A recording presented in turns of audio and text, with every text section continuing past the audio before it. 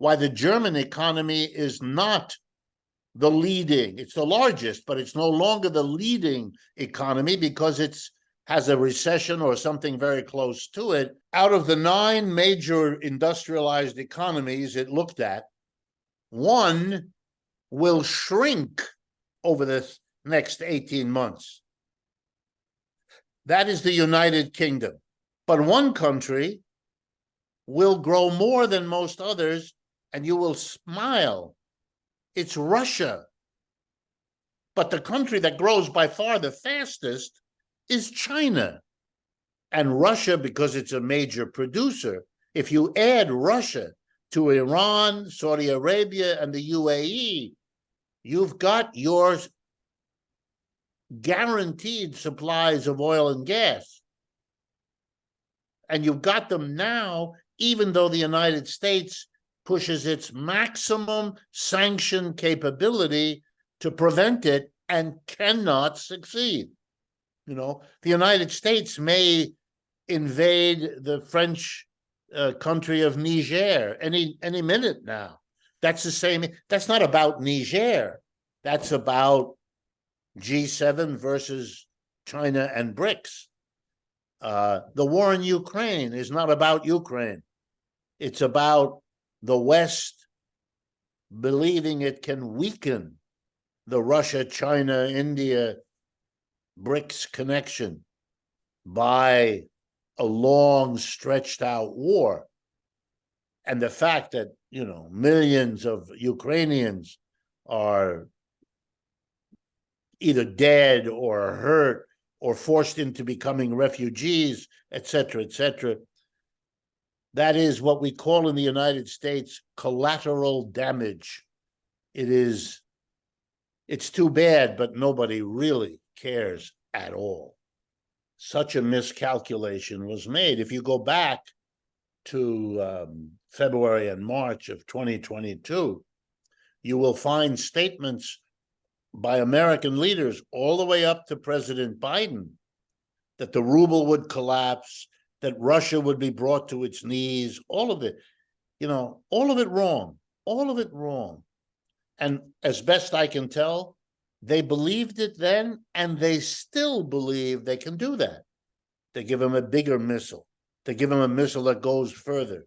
They give him better drones. Now they're going to give them F-16 fighter jets. The problem more and more in Ukraine is they don't have the people. What you are doing is you're grinding up Ukraine. You are destroying that country. But it's not clear you're doing anything else. Because one of the miscalculation, I think, has happened in this war in Ukraine. Before this war started, they were talking about that GDP of Russia is less than Texas. They were claiming that it's not that important for the world's economy, and they're going to crush the Russian economy easily. What's the most important thing? That they could resist these tremendous sanctions. If you realize that the war in Ukraine is between Russia on one side and the United States and its allies, the G7 on the other side, then it's even worse because the GDP of the G7 is over $30 trillion and Russia is $1.5 trillion. That also is a short war. The miscalculation of the United States and of G7 was not to understand the quality and the nature of the relationship between Russia and other countries in the world, especially the 4 other BRICS countries. You can now add the additional 6 BRICS, new members of BRICS, that were added last week. So it's now an alliance of 11 countries. Okay. What those countries did for Russia was to give it enormous extra economic power. And that's what they used to defeat, so far, the West. In other words, when the West and what's important here, by the way, is not the military struggle. The importance here is the sanctions. The United States and Western Europe interfering in the Russian economy, seizing their reserves held in the West, their currency reserves, holdings of gold and dollars and so forth, denying them export markets for oil and gas, fertilizer and grain. Basically, what happened is that, led by China and India, and above all India, those countries purchased from Russia what they could no longer sell to Western Europe and the United States. I mean, it's a bit more complicated, but basically that's what it did. And secondarily, Russia went around the world to many countries outside of BRICS and said to them, you should not agree with the sanctions of the United States. They are costly for you, and they give you an idea that if the United States changes its opinion of your government, this is what they will do to you. So you need to say, no, we're not doing this. You can be neutral in the war between Russia and Ukraine, fine. You can prefer Ukraine, that's fine too. All we want you to do is to say no to the domination of the United States and Western Europe. And the most important reality of this last year and a half has been that the vast majority of the countries in the world have agreed with Russia and have either continued to deal with the Russians or remain neutral or whatever, but not become complicit with the United States and Western Europe. It is a very powerful statement that the world economy has changed. Every country in the global South, every country, now has two choices, where before they had one. If you want development assistance, if you want loans, if you want help from the IMF or the World Bank, you have to go to Washington. You have to persuade the United States. That is no longer the case. You have an option. You can go, instead of to the United States and its allies, you can now go to China and its allies in the BRICS. They are together almost as wealthy as the West.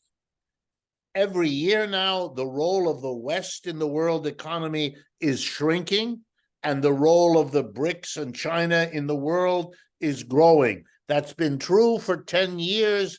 There is absolutely no sign that that's going to change next year or 10 years from now. And therefore, the writing is on the wall. The direction is clear.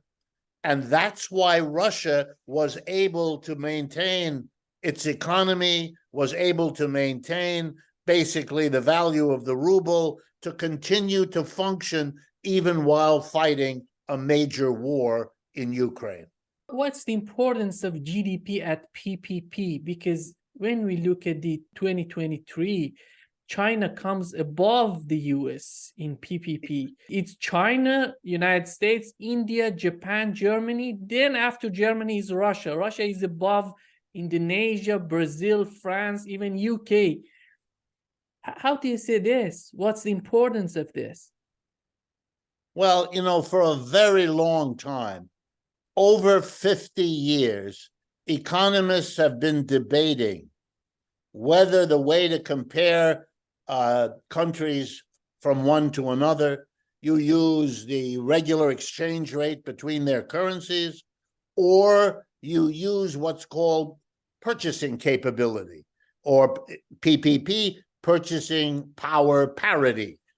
You adjust. There are arguments on both sides, but it doesn't matter, because what's important is the direction of change.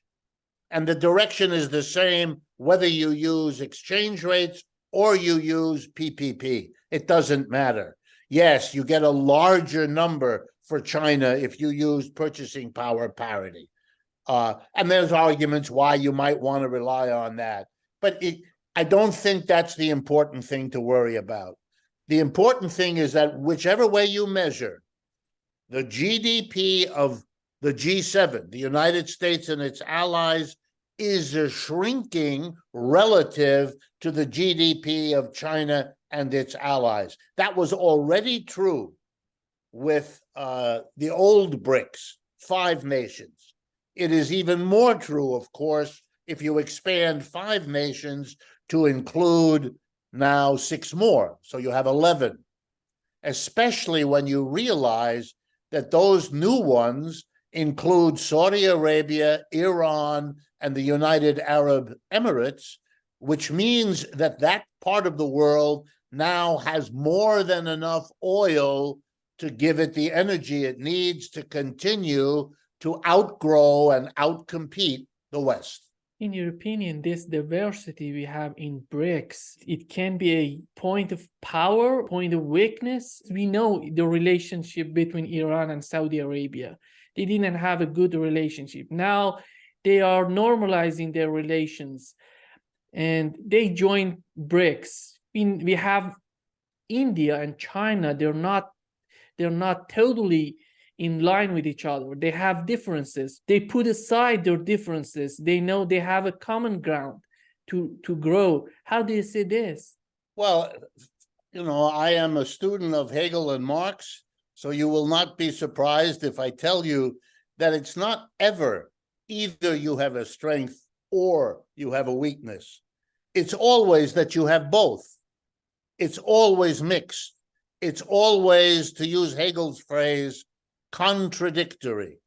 So yeah, the BRICS have a common program to develop their economic relationships, to speed their own economic development, and to do so by helping each other rather than continuing their subordination to the United States and the European West. That's what they agree on. And that's what they are now strong enough to deal with. But you're right, they have disagreements and differences. India and China dispute territory in the Himalayan mountains. Iran and Saudi Arabia have enormous disputes that are deeply bedded in their different interpretations of Islam and many other issues. But I want to remind you that when you look at the relationships inside the G7, they're full of conflicts also. And it has to be understood that alliances are never something in which all differences disappear. And if a politician says that, you should not listen to that politician because they're not talking about the reality. They're wanting to push you in one direction or another by the way they're talking. And it would be wise for you not to go in that direction. You don't have to choose either they're becoming stronger or they're becoming weaker. They are doing both. Let me give you an example of something that is weakening both of them at the same time. Both of them use the employer versus employee economic structure. That's true in Russia. That's true in the United States. It's true in the People's Republic of China and in every other one of them. But there are serious conflicts between employees and employers. Marx spent a lifetime explaining why those contradictions exist. He called it the class struggle. And he meant it to show people that the conflict between employer and employee will, in Marx's opinion, eventually explode that system.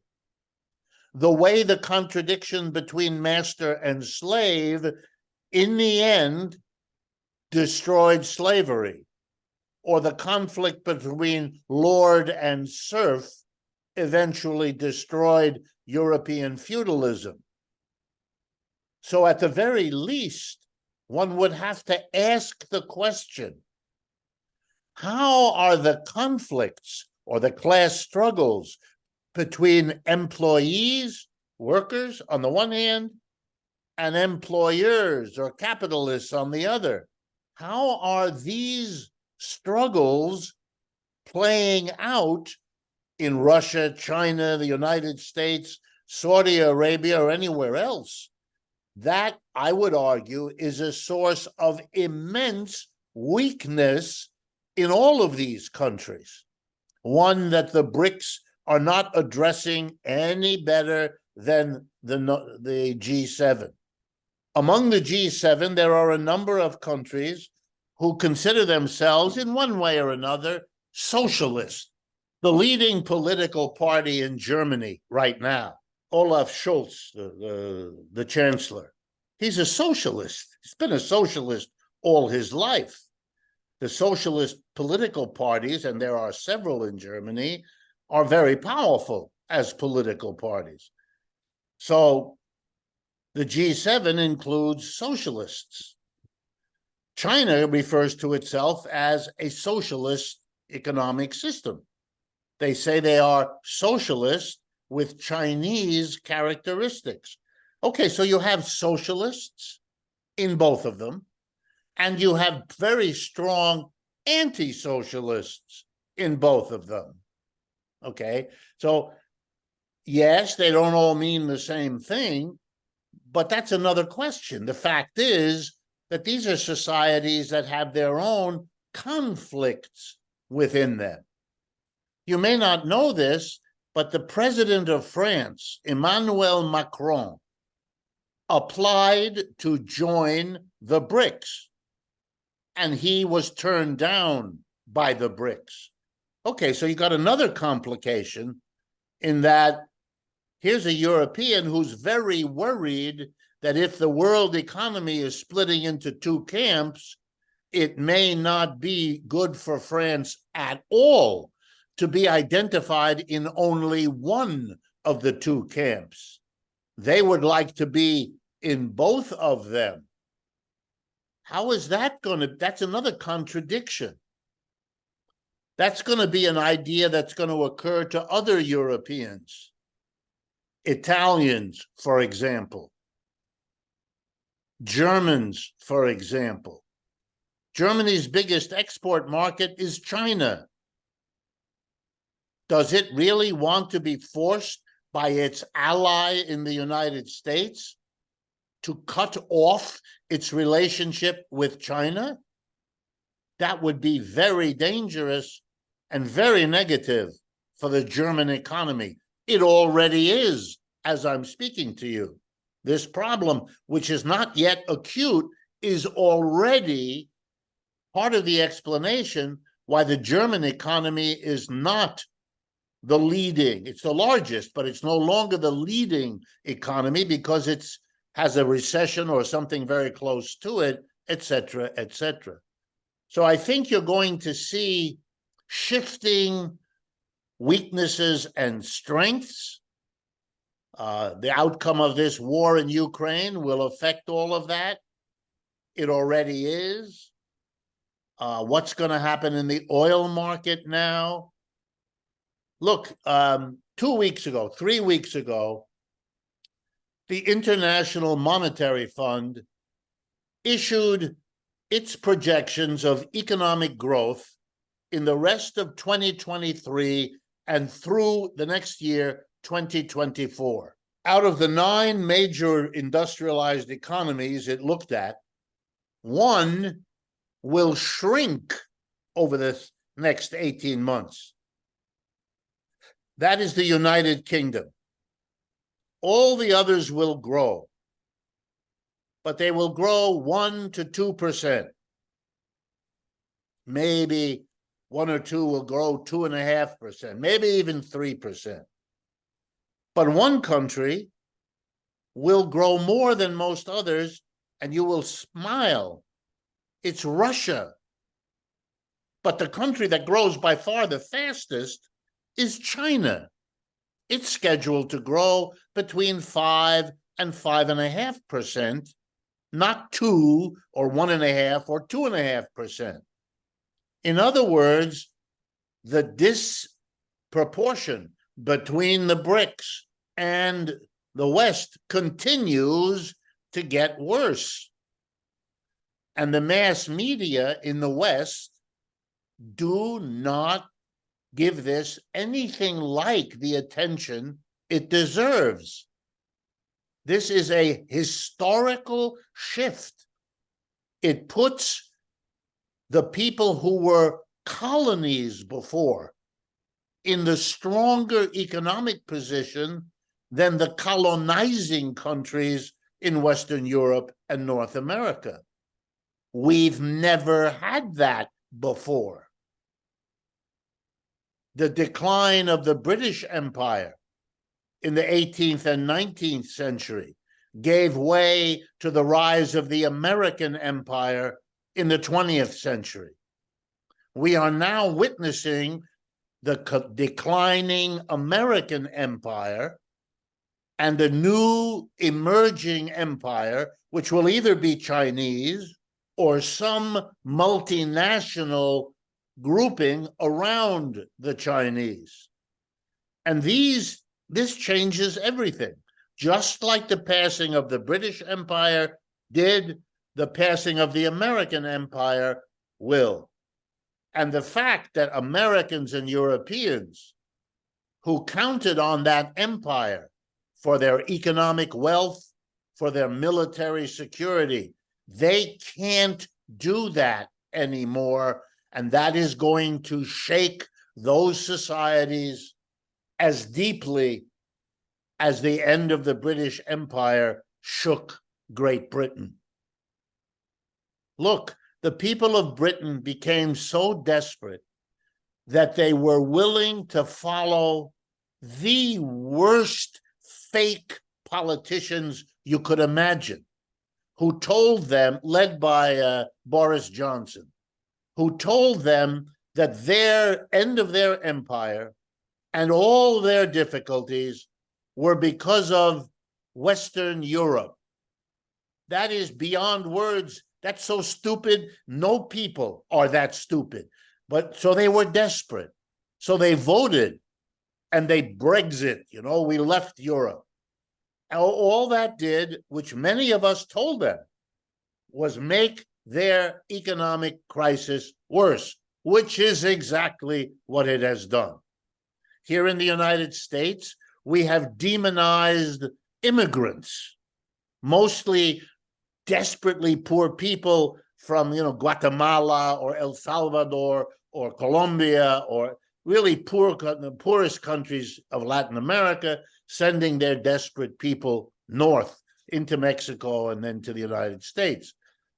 At no time have the number of undocumented immigrants from Latin America amounted to more than 10, maybe 12 million people in a country of 325 million people. To blame the economic problems of the US on the immigrants was the equivalent of the British blaming Europeans for their dilemma. But when you see a population caught in a decline they cannot stop, they become desperate and they follow crazy leaders. Boris Johnson in England, Donald Trump in the United States, Bolsonaro in Brazil, and so on, hoping somehow that out of this crazy person, some solution will come because they don't see a solution anywhere else. And no one teaches them that it has to do with capitalism, that it has to do with the employer-employee way of organizing your economy, with the global division of the world in a new way now with the arrival of China and the BRICS.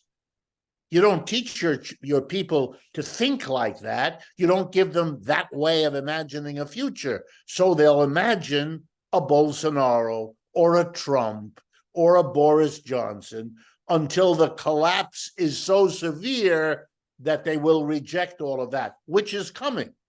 But we're not there yet. The British are getting there, but they're not there yet either. How do you see the importance of this Brecht summit, considering these three countries, Iran, Saudi Arabia, and UAE? These three countries are big in the Middle East, the most important countries in the Middle East, with all the energy they produce. Well, I think you see, two things are going on. One, and this is, as important as anything else. One is a spectacle, which is that China, and remember, China brought Saudi Arabia and Iran together many months ago so that they now have embassies in each other's country, and the state of war between them has apparently been put aside. The West never could do it. The East did it. Nobody misunderstands what's being shown here. Both Saudi Arabia and Iran see a better future for themselves working together inside BRICS than fighting each other in Iraq, in Yemen, or in any of the areas where they have conflict. This means that the Chinese can go around the world and say, we are in a better position to end war and bring peace than the United States. And there's the evidence. And the United States is unable to do anything about it. At least not yet. The United States believes it can squash the BRICS, overcome them, undermine them, divide them. And it is trying to do all of those things. But the BRICS have been the object of American diplomacy, economic warfare, military attack. So you're not talking to people who are naive. You're talking to people who understand very well how these things work, and they are betting on the BRICS. Now, with reference to Iran and Saudi Arabia, they are economies that depend on oil, overwhelming everything else. So you're seeing them decide that their oil dependency is better secured joining and building BRICS than entering into relationships with the United States and Western Europe. And it means that BRICS basically has now solved its energy problem. China was going all over the world, Latin America, Africa, signing one deal after another in order to secure oil, gas, coal, whatever they needed. They'll still do that, but they now have a close alliance. And Russia, because it's a major producer, if you add Russia to Iran, Saudi Arabia, and the UAE, you've got your guaranteed supplies of oil and gas. And you've got them now, even though the United States pushes its maximum sanction capability to prevent it and cannot succeed. If you look closely and you study these things, you'll discover that all over the world, in many countries, not just BRICS countries, governments, shipping companies are evading the American sanctions, doing so every day, and the United States government knows it and cannot prevent it. Look, it's a change. It's important to understand that this is like everything in world history. It's a mixture of material and symbolic shifts. They're both going on.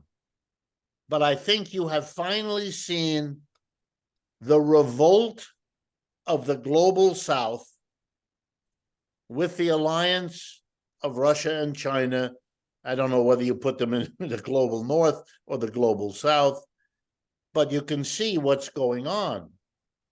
And that shift at this point looks irreversible, so that the real issue becomes, what are the other contradictions that can change everything? That's why I gave you the example of workers against employers, the old Marxist class struggle, the old capitalism versus socialism.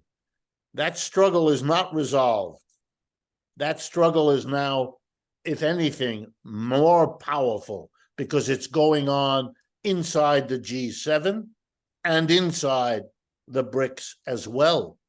And how those governments are going to engage with that struggle. Who's going to win that struggle? Look, the United States, which is where I live and work, is now experiencing a more militant labor movement than we have seen in this country for 50 years. Okay, what's that about? Where's that going to go? When is that going to stop? And in that struggle between workers and employers over unions, the question of capitalism and socialism are also coming into the public conversation in a way we haven't seen for 50 years. I don't know where that's going, but these are not coincidences. France has seen the eruption of its people against its government twice in the last decade. The Yellow Vest movement before the COVID pandemic, and now another turn like that against Macron and his government, which is almost the same. Wow, what is happening? Where's this going to go? And I think these kinds of questions are going to be as important as anything else as it interacts with the changing position of the United States and Western Europe relative to China and the BRICS. The other two countries, African countries, are Egypt and Ethiopia. One of the things that came to my mind, why Ethiopia? What's the importance of Ethiopia joining BRICS? Yeah, it's a good question. I also wondered about it.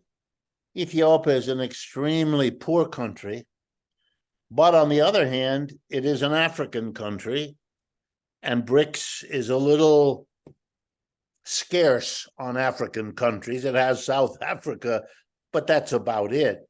And with Argentina joining Brazil, you have a very huge presence in Latin America because those are two of the most important countries and economies by every measure.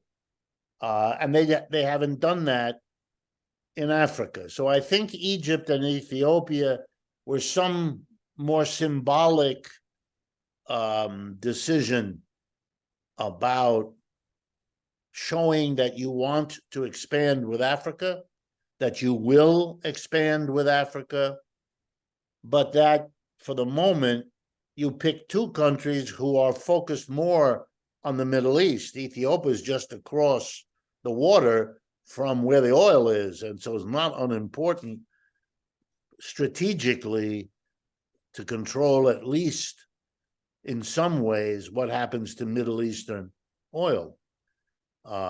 So I think you're already seeing exactly what you would expect, the maneuver. You know, the United States may invade the French country of Niger any minute now. That's the same. That's not about Niger. That's about G7 versus China and BRICS. The war in Ukraine is not about Ukraine. It's about the West believing it can weaken the Russia, China, India, BRICS connection by a long, stretched out war. And the fact that, millions of Ukrainians are either dead or hurt or forced into becoming refugees, et cetera, that is what we call in the United States collateral damage. It's too bad, but nobody really cares at all. You have to, in my judgment, you really have to wonder about Mr. Zelensky, because agreeing to this is an agreement to the self-destruction of his society, and I don't know how any leader does this. But it has happened. They cannot get back to February 2022. It already, No. Yeah, it's gone. It's gone. It's Ukraine, gone. tremendous opportunity they lost in 2022 to solve the situation in Ukraine. Now it's all gone. Yeah, well, you have to ask yourself, I agree with you, but you have to ask yourself how and why such a miscalculation was made. If you go back to February and March of 2022, you will find statements by American leaders all the way up to President Biden that the ruble would collapse, that Russia would be brought to its knees, all of it, all of it wrong. And as best I can tell, they believed it then, and they still believe they can do that. Now, of course, they can't get turned away, because then they look like they did what they did, which is make a terrible mistake. And being politicians of the sort they are, they can't, they don't think they could survive that. And they may be right. They may not be able to survive that. But they're taking a bigger and bigger chance, because as best I can tell from the outside, if I had to say who is winning the war, it's more Russia than Ukraine. And I don't see how that's going to end.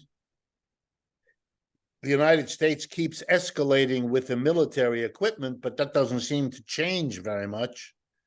So I'm beginning to see this as a kind of desperate political football, which the Republicans, Mr. Trump, may use to blow Biden out of the government. And, and who knows what happens then. Do you think with the level of financial support and weapons the US is sending to Ukraine, how long they can continue this? Yeah, the United States is running out of weapons. It doesn't have enough to produce.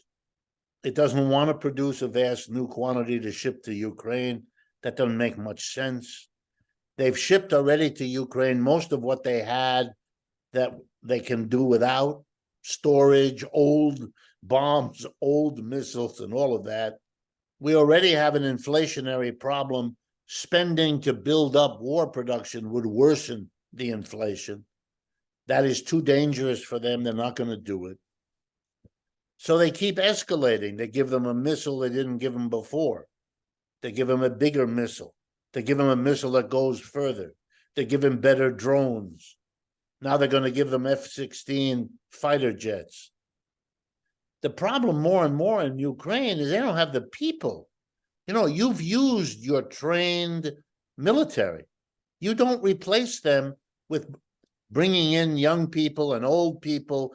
I mean, they may think they're doing something terribly patriotic, but they're not skilled in this.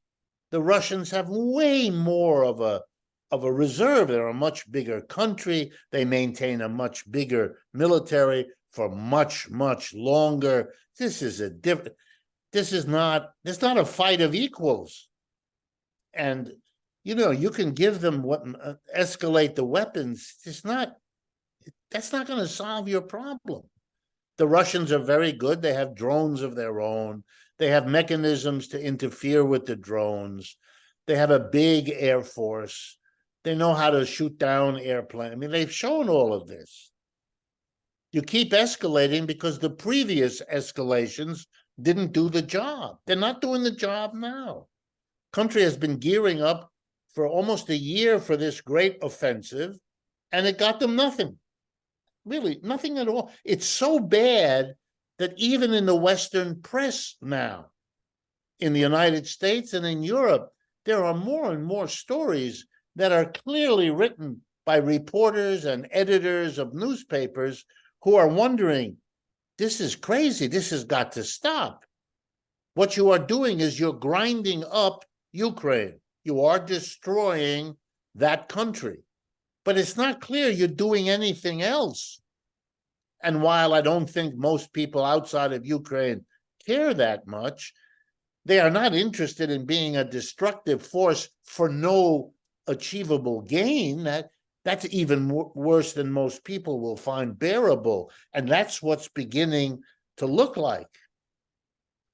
And the effort to demonize Putin, that hasn't gone well. He's as popular as he ever was in Russia.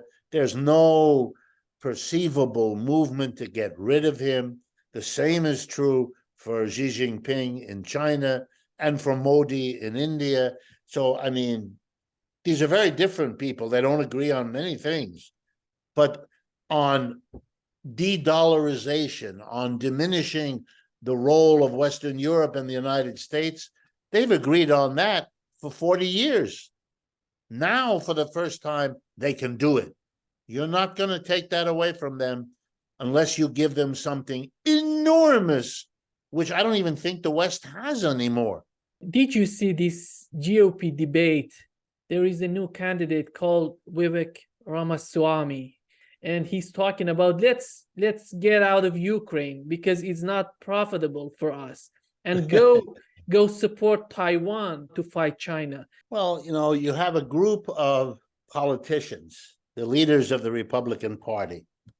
They are no longer in a position to control their party. They are no longer in position to do what they have done for a long time, which is work out a comfortable deal with the Democrats to go back and forth. Now you have the presidency, we have the Congress. Then in 5 years, you have the Congress, we have all of this was nicely worked out by what you can call the center left, that's the Democratic Party, and the center right, the Republican. Over time, as the economic conditions of the United States began to decline, and that's now 20 years at least old. It's really the new century is just bad news for the mass of people. They became increasingly upset. Their upset begins by turning against the Democratic Party. Why? Because the Democratic Party was the party of Franklin Roosevelt. It was the party in power that went further to the left than any political government before or since. In the depths of the Depression, we created the Social Security system, which is a national pension system. We created unemployment compensation. We passed the first Minimum Wage Act. And we hired 15 million unemployed people for government jobs. These things have never been done before and have never been done since. Most of what was done then has now been taken back, taken away. And the Democratic Party was the party of the working man. That was their slogan here. So the anger of the working class went against the Democrats because they were the ones who were supposed to protect and to advance the interests of working people. So in a system that does not allow more than two parties, Democrat and Republican, if the working class turns against the Democratic Party, they do two things. They either stop voting, which millions of them did, or they look for someone among the Republicans who might help them. And they become vulnerable to any demagogue who swears and promises he will do something for them. Trump is the first one to do that in an effective way. The one before who did it a little bit was Reagan, but not enough. Trump did it much more radically than Reagan ever did, and promised a really new and different direction. Why anyone believed him is a mystery. He was a crook, a liar, a playboy who inherited money from his real estate father. Was a zero, nothing. But he knew how to say what had to be said. And so they went to the Republicans. And the Democrats had a chance to try to do the same thing with Bernie Sanders, to have a socialist, left-wing, pro-labor candidate. The problem is that the Democratic Party, since Reagan, was so upset by losing the working class support that they begged for, and got donations from the biggest capitalists in the country. So by the time Trump arrives, this is a political party that has lost much of its base in the working class and replaced it with a dependence on the money of corporate capitalism. So they can't go with Bernie Sanders. They can't go in a risky program of winning back the working class at the price of losing the money they need with which to run politics. So they split Bernie Sanders and the young people on the left, and Clinton, Obama, Biden in the conventional Democrats. And so now that's what you have. And the Clinton, Obama, Biden people destroyed Bernie Sanders as an independent voice, not only outside the Democratic Party, but inside as well. And so you have now this contest between Trump, who's too extreme still for most of the American voters, and Mr. Biden, who is too old and too boring for most of America, because he seems to be nothing more than more of the same, and the same is unattractive. Into this situation arrive no left-wingers, because they saw what the established party did to Bernie Sanders, and they don't want that to be done to them. The only exception is a Marxist socialist named Cornel West, who is running an independent candidate from the left. And he will be saying the only things that make any sense in this situation will come from him. He understands, he knows, and he has nothing to lose. He has no chance to win, but he has a chance to say things that will otherwise be carefully not said, either by Trump or by anybody else.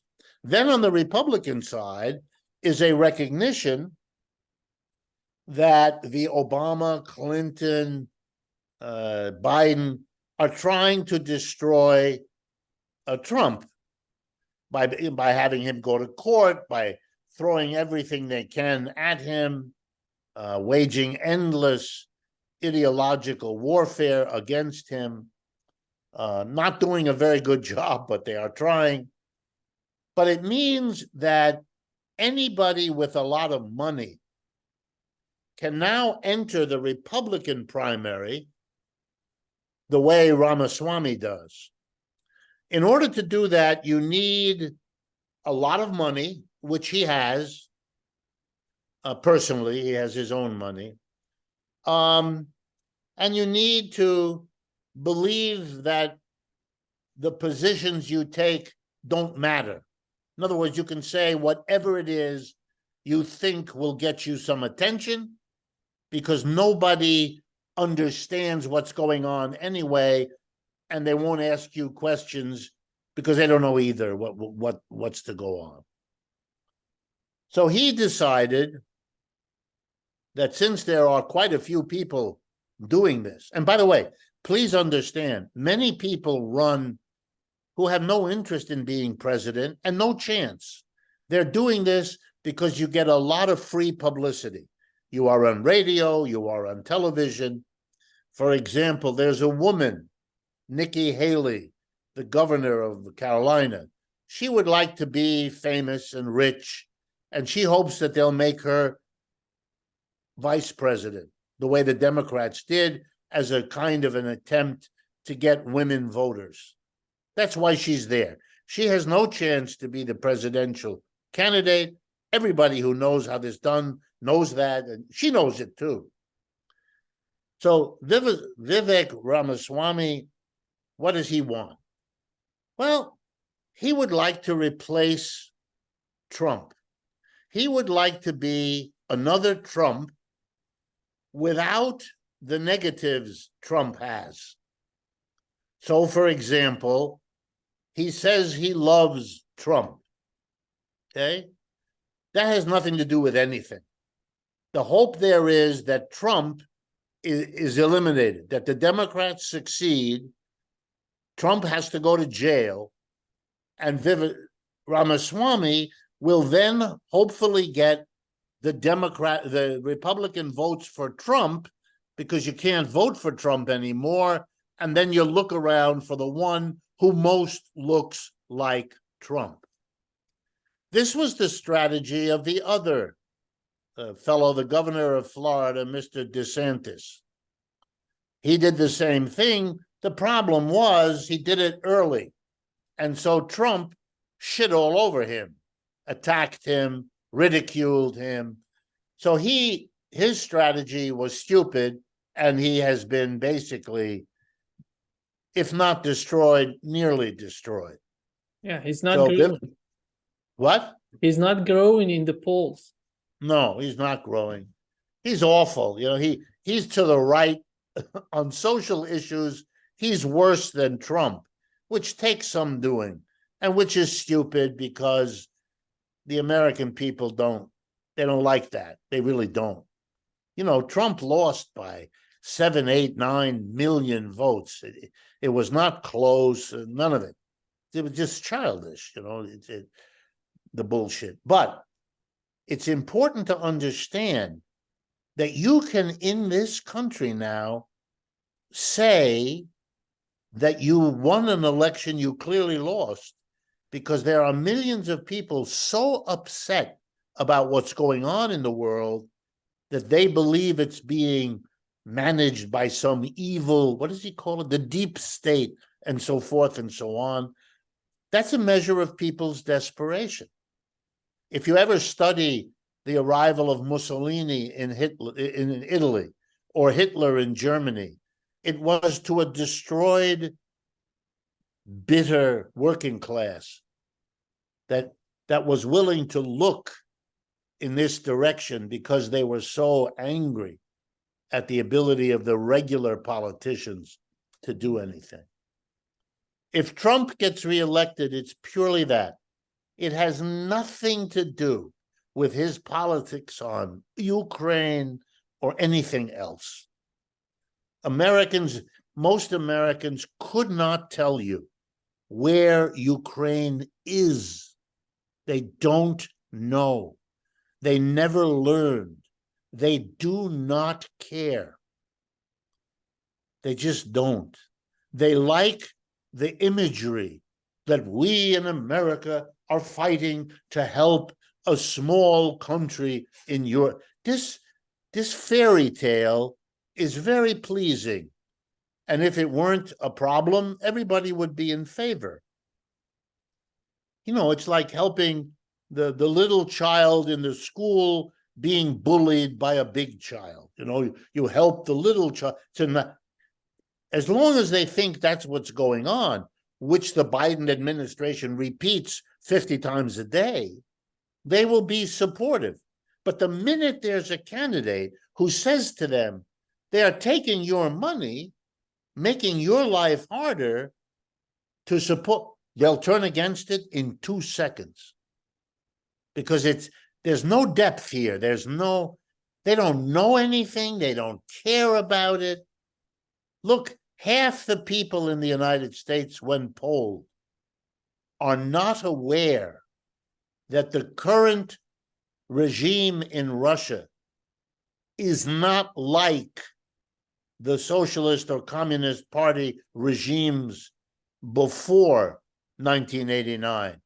They don't follow the news. They don't know.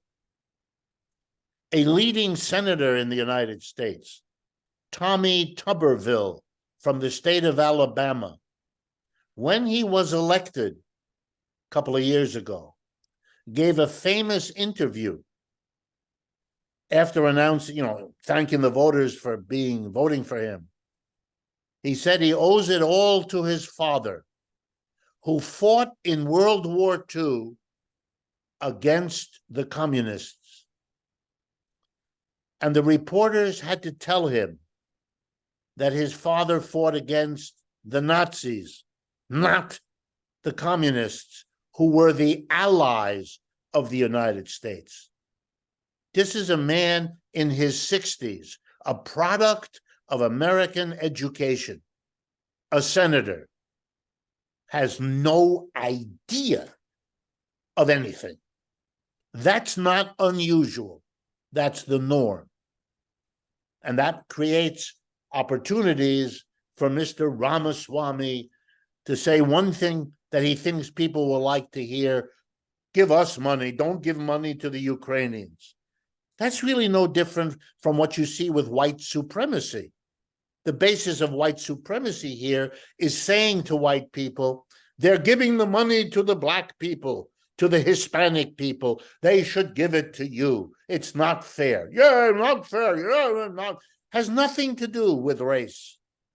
It's just using the race to make people understand that something which they already feel is being taken from them and given to people other than them, because no one's giving me anything. This mentality, that's the political raw material now. And Vivek Ramaswamy is going to take advantage of that. He's going to spend, he's a billionaire, so he'll spend $50 million, which for him is 2 or 3% of his assets, and he will make a name for himself. And he will get many opportunities to give speeches, to get awards, to do this is an amusement for him. And if he were to get somewhere and actually be a real candidate, well, that's the story of Trump. He did it as an amusement as well. We are proud in the United States to be able to say, we have the best government money can buy.